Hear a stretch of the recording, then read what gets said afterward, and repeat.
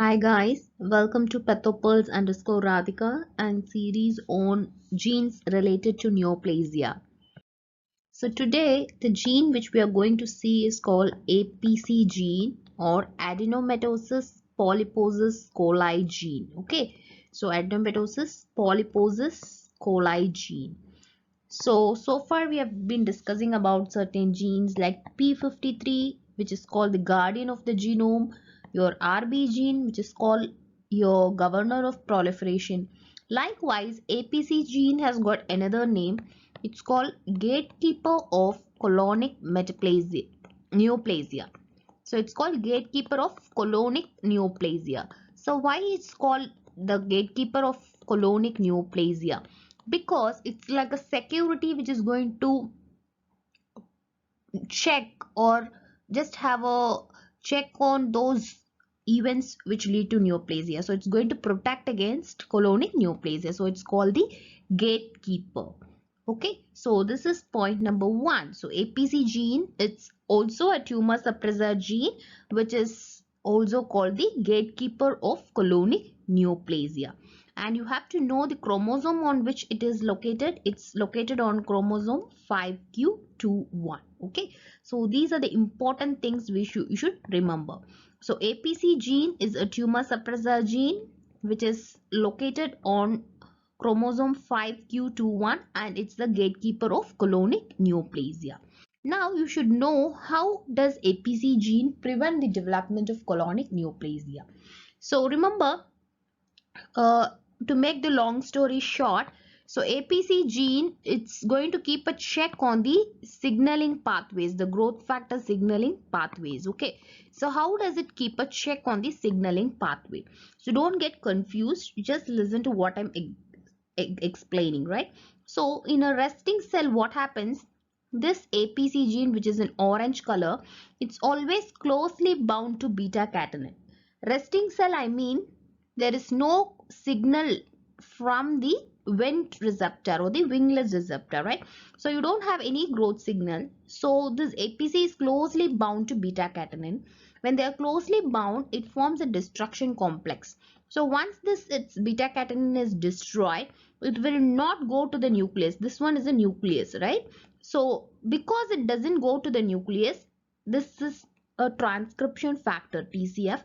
There is no signaling from these transcription factors, so there is no proliferation of cells. So this happens in a resting cell. But whenever there is growth factor stimulation, remember this is a growth factor which is stimulating the receptor.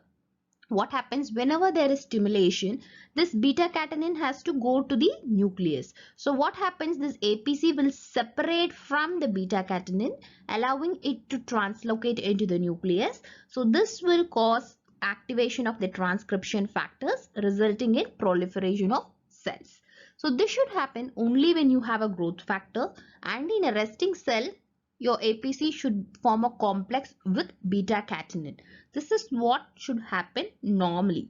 But what happens whenever you have mutations in APC, even without any growth factor? What happens? This destruction complex is not formed. So your beta catenin will go to the nucleus and cause proliferation of cells. So in other words, when you have APC mutation, what happens is your cells are going to proliferate even without growth factors. Why are they proliferating? Because of the mutation in APC, they can no longer bind to beta catenin. So beta catenin happily goes inside the nucleus, causing activation of various transcription factors, which results in proliferation of cells. Okay, so this is what you should remember. So when you don't have a proper function of APC, or when it is mutated, so when you have a germline mutation, you get something called FAP. This is called familial adenomatous polyposis. Okay, so I've put a video on familial adenomatous polyposis already. So for those who want to watch those for the details, you can go and watch that video. Okay, so whenever you have germline mutation in APC gene, you can get a condition called familial adenomatous polyposis. Remember, it's an autosomal dominant condition where you have a number of polyps in the intestine. So you should have more than 100 polyps. So if you have less than that, you have certain variants called attenuated FAP and all those, right? So one update which I want to give you here is recently they've included a tumor which could be a part of this FAP. So what is the tumor? It's called nasopharyngeal angiofibroma. Okay, so nasopharyngeal angiofibroma is now considered, it could be a part of FAP. It can occur sporadically, but it can also occur in patients with FAP. So this is one of the recent update in Robbins. Okay, nasopharyngeal angiofibroma. And you have variants of FAP, your Gardner syndrome and Turcot syndrome. So Turcot is associated with CNS tumors like medulloblastomas. Gardner syndrome, you can have multiple bone tumors, benign bone tumors, osteomas, your epidermal inclusion cysts. Then you can have a lot of desmoid fibromatosis, a tumor which can involve the abdomen. Okay, desmoid fibromatosis and congenital hypertrophy of your retinal pigment epithelium. So those who want a detailed explanation about FAP, you can watch that video. Okay, so remember this nasopharyngeal angiofibroma, this tumor has been recently included under the spectrum of FAP. So this is about your APC gene. So let me summarize about the APC gene. So APC gene, it's a tumor suppressor gene. It's a tumor suppressor gene. So what's the other name for it? It's the gatekeeper of colonic neoplasia. Gatekeeper of colonic neoplasia. On which chromosome is it located? It's located on chromosome 5q21. And how does it act?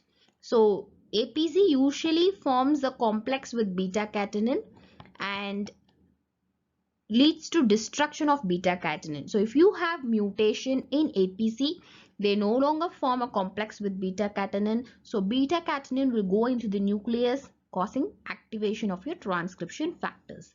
Then if you have germline mutations in APC gene, you can get a condition called familial adenomatous polyposis, in which you get multiple adenomatous polyps in the intestine, and the patient is at 100% risk of developing colonic adenocarcinoma. So you have to go for a prophylactic colectomy.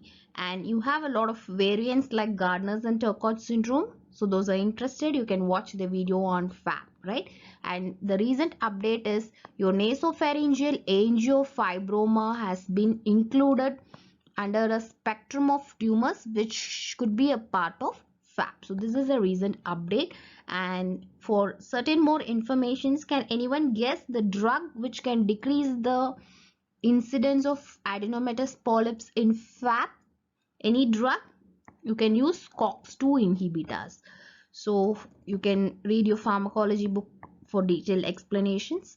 So you can use COX-2 inhibitors, but the definitive treatment, you have to go for a prophylactic colectomy because they are at risk of developing adenocarcinoma, colonic adenocarcinoma. So prophylactically you have to do a colectomy, right? So this is the recent update. The others are all have been repeated over years. So this is about the APC gene. Thank you.